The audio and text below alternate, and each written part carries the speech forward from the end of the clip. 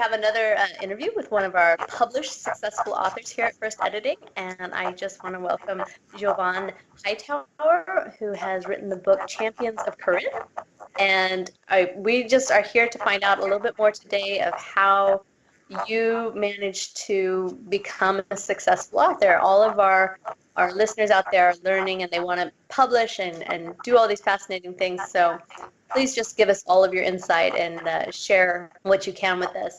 First off, I just want to ask you if you can tell us a little bit about yourself, describe yourself as a writer and who you are, your abilities, your challenges, other authors that impress you or where you meet them, how you survive as an author. Okay, I'll try to go down the line on that. Yeah, that was a lot. I was just born with the gift of writing. I started writing when I was around 10. As far as knowing that I had a gift, the story goes as far as I had a childhood girlfriend when I was 5, believe it or not, and around that time frame, she moved to North Carolina. So I got kind of upset and didn't know what to do. So I said, you know what, to try to keep the flame going, let me go and just write her poems to keep the romance going, kind of a thing. I was always a romantic as a little kid. As a really young kid, I was a romantic. So that's where everything got started, as far as me really being consistent about writing and falling in love with writing itself. Later on, I always knew I could write very well. I always got A's on all my papers in English, and I rewrote the Canterbury Tales, or my own version of the Canterbury Tales by Geoffrey Chaucer, and my teacher went berserk when I did that. Yeah. So I knew I had something there. Then when I got to college, I started. I wrote my first novel. And at that time, Spike Lee was huge in the early 90s. And luckily, a buddy of mine named William Mary over in Virginia, Spike was coming to speak. He said, hey, look, I'll talk to the dean.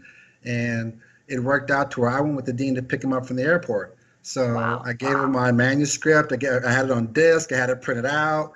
And me and him kept in contact for a while. And it was good to know that I didn't get the book that I wrote to be a movie, but I was second in line to the one that he picked, which was Crooklyn. Wow. At that time, he was doing a lot of drama. Mine was action, adventure, action at that point. So I knew that at that point I needed to keep doing what I was doing. And then I had one of my professors at Norfolk State University tell me that I should be a writer. And this guy had a doctorate degree, could read my manuscripts in 2 minutes. So I knew that that's where I needed to be. So I kept going with it. So I wrote another book called The Trees, which is a horror novel, didn't publish it.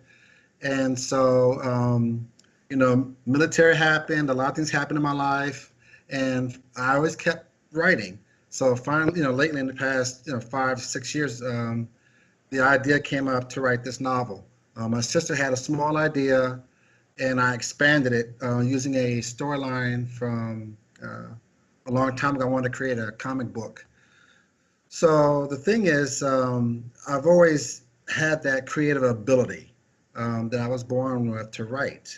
That's just where it's like breathing for me. Even now, my fiance, I could say, hey, give me a title, and I could write her a song right off the cuff. So it's something that I know that I'm great at, so I have to stick with it.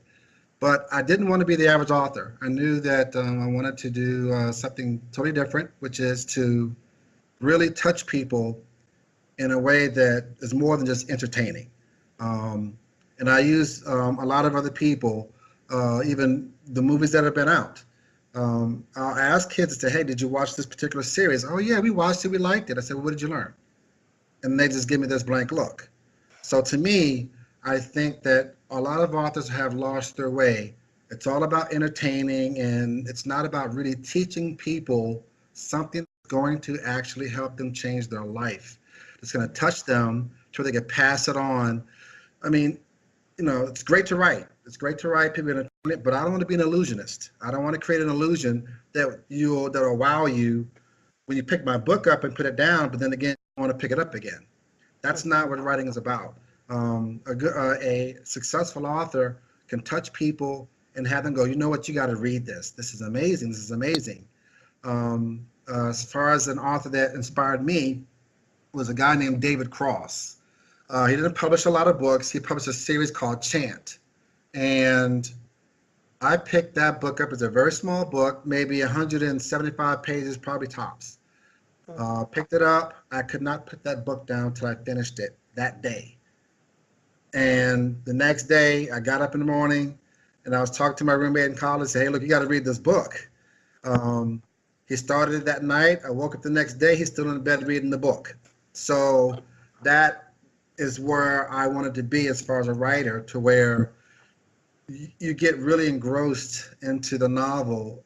And the only way you can do it is by really wowing people and having a lot of hooks at the end of your chapters, to where people either you have to eat, go to sleep, go to work, or go to the bathroom, and it's going to put your novel down. So is that easy? No, it's not. It's very hard. It takes a lot of research, takes a lot of constructing your chapters to where they has a great flow. But the people, your audience, they also have to be able to see themselves in a character. They have to be able to see a situation or see something that ties them into the novel that relates to their life, which is why I will always say that, Shakespeare, I think it's almost obsolete. It's like a 1920 car trying to race a car nowadays. It's just not gonna happen, because we do not relate to that time frame. Nowadays, the kids want the Hunger Games, and they want the Harry Potters and the Lord of the Rings. So I knew that I needed to stay within that particular genre and that particular setting, because that's what people want. And that's just how our society is, especially as Americans. We're non-traditional.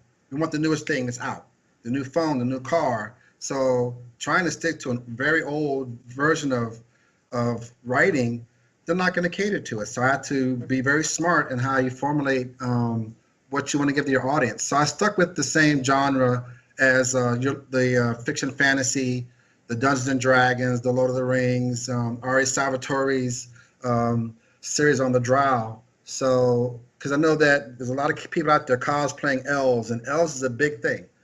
So I stuck to that, but I also said, hey, how do I teach?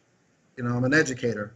That's one of the other things that I do. I work at a school, and my father was a professor. My mom was a teacher. How do I teach while I am, giving this material to my audience?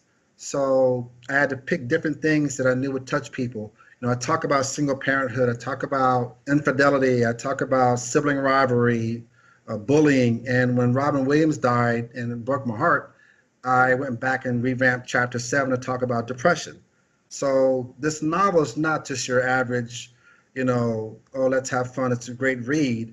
It's going to really touch people. And one of the ladies who works at the cafeteria at my school, she came by, she bought my book, she bought it for her daughter, and she said, you know what, I took one of a quote out of your novel to read to my support group. And at that point, I knew I was successful. I don't care about how much money I make at this point or how many books I sell. The fact that I touched that person to the point where they were to take something that I wrote and share with other people automatically made me a success, in my opinion. And that's what we need to do as writers, is to get ourselves to a level to where we're touching people in that fashion. That's right. That's great. That's great. Congratulations on your success. Thank you. So why was it, I understand you're passing along these messages, and that was important in publishing your book. What was your ultimate goal or end result when you thought about publishing? Was it self-editing? Was it, what was your path? To be honest, I was given a task. I'm very religious. I'm a big Christian, and God told me that there was a particular message He wanted me to give to people, And I am using this particular series to do that, to put the message out there, so people can read it and really think about, that particular message. It's going to be in the next book, and it's going to be it's something that answers a lot of questions when it comes to religion. I don't, as a Christian, I will never, downplay or talk bad or anything about another religion. I can't do that as a Christian. I have to respect everybody and everybody's religious foundation. But there was a particular message that I was given to give out. So this is not only my work, but this is also my ministry.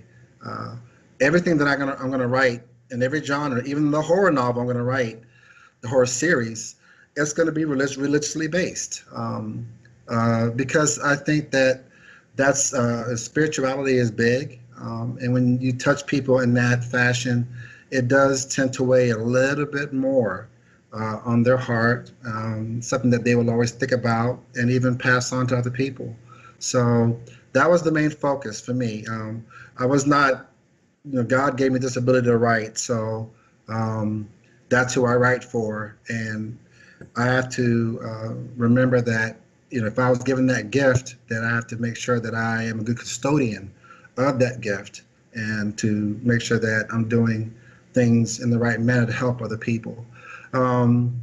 Editing, oh my gosh, to do this book was very hard. To be honest, I actually published this book before.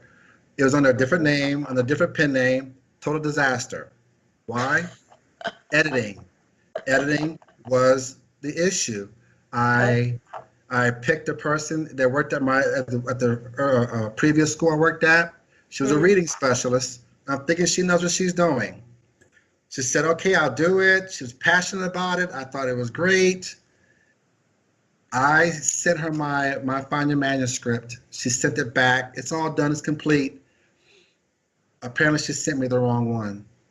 Oh. And I went to publish, not understanding, hey, go back and check what they give you. Have other people check what they give you. I published it. And my daughter said, Dad, did you read it? I'm like, read what? I wrote it. Why do I have to read it again? She's like, no, it's got a lot of errors in it. I'm like, you're kidding. So don't say that. And I had to yank it off the market after 2 weeks. I had to pull it off the market. It was a total disaster. Editing is everything. It's absolutely everything. And lesson learned, $3,000 or $4,000 later, lesson learned, which is okay. It happens. But the main thing when you're writing anything is editing. Oh my gosh, I can't preach that enough. How important editing is, because it can really, just break everything you've worked on. So that's a good 3 years that I just shoved down the drain and a lot of money because I didn't get the right editing done properly. Wow, so it's very important. That's a painful lesson. Very much. Thank you for sharing. That was unasked for, but wow, that was so. Moving along, how do you find help or information when you were looking to become published? I mean, obviously you went to a friend for some editing, but you've learned other lessons along the way. So did you find other groups or tools or people or websites, books? Who did you depend upon, and where did you get more information? Where can other people look? Again, it depends on where they want to go with their writing, and how comfortable they are as far as what they're looking for. For example, my sister wants to be published too. Throughout the idea of being self-published, she kind of doesn't really. She's kind of scared to do that. She thinks she can deal with another company. The only problem with publishing is that it's their company. And their policies, their procedures, their method of operations, and the amount of money they give you, you're at their whim. So if the big authors that are out there, your Stephen Kings and so forth and so on, and back in the day, the Danielle Steele, they were so big that it got to the point where the publishing company said, well, we'll pay you X amount of money, stay with us, and don't go anywhere else. So yeah, they're making millions, but after 20 books later, once they're established. If you're not fully established, I don't care who you are, you're not really going to get paid a lot of money. So I had to search and search and really check out self-publishing. And so the top company that's out there now, and it's not even debatable, is Author House. They are all over the place. They're all over the country. There's offices in other countries. They're very big, and they are very good at what they do as far as self-publishing. The royalties are a lot better than you can imagine. I get 50% off of my ebook. Right. You're not going to go to any other publisher on your first novel and get 50% off your ebook with a regular publisher. That's just not going to happen. If I sell 1 million copies, guess what that means? Okay, I get close to $2 to $3 million. So that's a big deal. So, but again, it's up to you to figure out where you want to go with it. My sister tried a regular publisher. She got paid nothing. Got paid nothing. So again, it's up to the person. If they feel confident that their writing is great and they want to go with a big publishing company name, totally support that. But nowadays, everybody's doing things on their own. Music artists are making their own record companies. Garth Brooks made tons of money. It was his own record company. A lot of people are doing that now. And even for me, I started my own publishing company called One Love Publishing. So from now on, I will be publishing under my own company. So that's the main thing is sometimes you have to really just have faith, step out, grab the bull by the horns and do your own thing. But I would just advise that do a lot of research, and then be confident in your decision as far as what you want to do as far as publishing. Good. Some good advice. I mean, it is a long learning process. We try to help people learn as quickly as you can. And there's a lot of good information out there, but everybody has their own journey. So it's always interesting to see where they go. Oh yeah. What were your biggest roadblocks in writing and becoming an author? What held you back, or what did you have to overcome? I kind of believe in readers. I mean, I don't know. It's just I think the writer themselves, the author themselves, they can hold themselves back. Your passion is your drive, and that drive should be the reason why you decide to write on a daily basis. Even for me, soon I'll start writing, and I'm going to get into a groove, and I'm going to try to put out 3 books by October, which is going to be a great challenge. But how do I manage that? I mean, for any writer, how would you manage that? I mean, just think about it. How could you write 3 books by October? Okay, that means you have to set aside time. You have to allot time to write and really be dedicated to that time. It's no different from working out. If you want to work out and you really want to lose weight and you really want to be in shape, you got to put in the work, no matter what it is. So for me, I need to set aside at least an hour, 2 hours for each book and dedicate that time, and go, oh, guess what? I need to take a break. Well, I have to stop, work on the next novel. You have to do that. And it's got to be consistent. And if you do that, it's gonna be an everyday thing for you. It's gonna be almost like a muscle memory. You're gonna want to do it. You're gonna want to do it. So if you work that way, if you build that kind of a work ethic when it comes to your writing, then there should be no obstacle of stopping. Now, of course, you're gonna have your everyday life. Things happen. People are gonna visit. You have to go to the doctor or what have you. And sometimes that it might not be a day. And for some writers, believe it or not, and most artists, if you're not in that zone, don't write. Yeah. That's just what I feel, because I've been in a zone and put out four chapters in an hour. Just I guess like I was possessed. So and that's when you write your best. But when you're trying to make yourself write, when you're trying to bludgeon your way into writing, don't do it. Take a break, reboot, and then try it again, because it's not going to come out right. You're going to get frustrated. So there's no need to even get to that point. Get in your zone. But that zone should be something that should be muscle memory that should pop up on a daily basis. That's good. Consistency. Okay, I hear it again and again.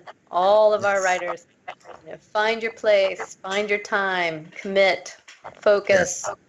Yes. A mantra. Were there specific steps that were required to achieve your success? Is this what we're talking about? Are these the success steps? Yes. To be published, it is a process. It really is.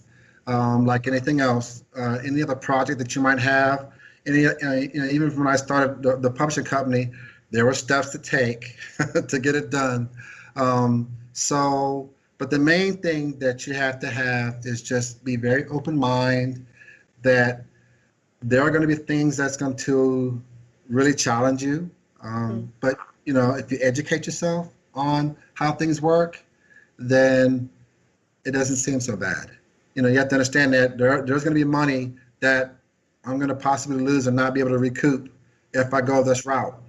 But having faith in yourself and believe in what you're doing and in your journey as a writer, as an author, then those things happen. I mean, it happens to all of us. That'll be buying a house or buying a car. You're not going to always make money off of anything, and not even a house that you might buy. So it's you have to just really have faith in it and keep going. But to be published, it really getting that book started, the outline, detail the outline, write it, go back, read it again, read it again, and read it again, make your little changes. You'll change characters. You'll take characters out. You put them in.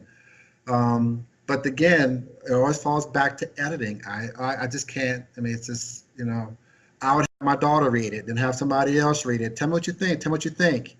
And then you have to get the book edited properly. And thank the Lord for first editing, because it was really a painless process dealing with first editing.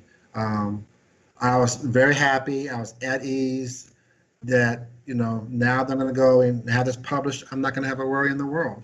So it is a process, but it's called patience and not being eager. But definitely the biggest part of publishing is the editing. Right. It is. There's no way to back away from it. So what time wasters have you avoided? How can you help people stay on track, and time savers maybe that you recommend, tools or tricks? I think the main thing is making sure that your outline is developed properly. It'll keep you from going back and making a lot of changes. Having that vision. Unfortunately, I'm a different animal, so it's kind of hard to give that advice when other people might not write that way. I've literally driven home and in my mind thought of a whole book before I got home. I mean, everything just is like a motion picture went through my mind. I'm like, wow. So when I hear about Stephen King having these dreams and it's actually the book that he wrote, I understand that. Yeah, unfortunately, that's what he does. Oh. So for me, I had to sit down and go, wait a minute, okay, let me write this outline and make it. Then once you make sure you have the main properties of that book, then you start to detail it. If you do that enough, it'll keep you from backtracking and, oh my gosh, this conflicts with that chapter and that particular character. So that is very, it's definitely a time saver, because it keeps you in your flow, and to not stop. And for writers, to stop writing is a pain. That's why I hate editing because I don't care about the grammar. I don't care about if I spelled a word wrong or not. I've got to get this out and on the paper or the computer right now. That is not even an issue as far as the grammar, or if I made a keystroke error, I gotta really get that out. But again, if your outline is the way it's supposed to be and you have it in your head, it'll keep you from stopping. and then going back and making changes. Oh, great! Now that flow and that zone's gone, and I gotta wait.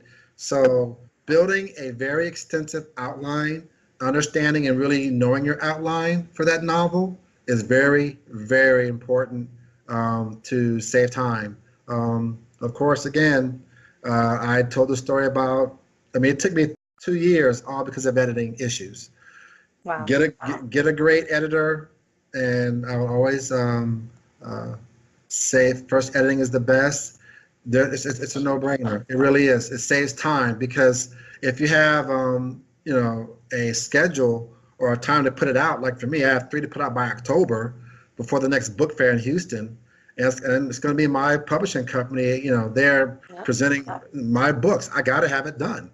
So there is no time to waste. So I have to make sure that those things are put in place. I came back from, I think it was, I was on a flight and I did the outline for my how-to book.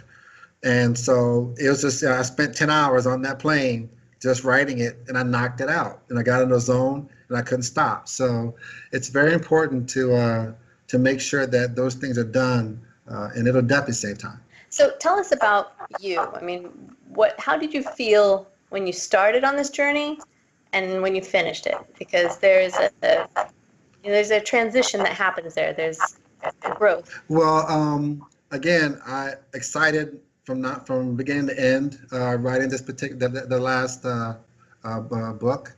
Again, it's just you can't wait to see how it's going to turn out, and again, that's a part of that desire and that passion is wanting to see this particular world or that you've created in your mind come out, and when you're done, then you really want to see what people have to say about what you've written. So it's always exciting. It's always exciting from beginning to end, and I go, wow, and I'll email my daughter, say, oh my God, read this part, tell me what you think about it. And it's always something exciting because you know that it's a great piece. My journey is not going to end for a very long time. I have over 25 books. I have 25 outlines right now on the shelf. So there's a lot of projects. There's probably going to be more. Even with this novel, it might be a 9-book series. It's definitely going to be a 3. So that's just 9 within itself, but just within the Ancient Elf saga. But then I have the horror series. Then I have the sci-fi series, The Machines and Men. Then I have the drama series. And so it's a lot. And I'm just excited and can't wait to write the rest of them, as I am the previous and the next one, and the one I'm working on now. I'm on chapter 6 with the sequel. So it's always something very exciting. It's no different from, going to your first dance. You can't wait to get there, and you're excited when it's done. So it's always an exciting process when you have projects, when you begin and you finish. What are your final words of advice? What do you want to share? Wow. Be consistent. Be diligent. Don't give up. Stay in your dream and never let anybody tell you what you can't do. That's the main thing. Never. And I hear a lot of people say, "Oh, you're not going to be successful. You're going to be a starving artist." Do not listen to what anybody tells you. The person that you see in the mirror is the only person you need to worry about and listen to. Stick with that, and you'll be fine. But never let people tell you what you can't do. Those people you don't want in your circle. You don't. Right. So just stay with it. Be consistent. Completion. Definitely complete everything you do. Well, that's a lot of good advice, and I think everyone has something great to hear from this, and it's also very good to hear again and again the focus. Don't give up. Trust yourself. You can't hear that enough. I don't think you can. So we're proud of you. We're glad for you. We're happy. We hope that we can work with you more and more and more and more. All those 25 books. Wow. And it's fantastic to hear your diversity. And I just want to thank you for coming in today and sharing with us. It's fantastic to hear. Congratulations. Thank you very much. Appreciate it. Take care.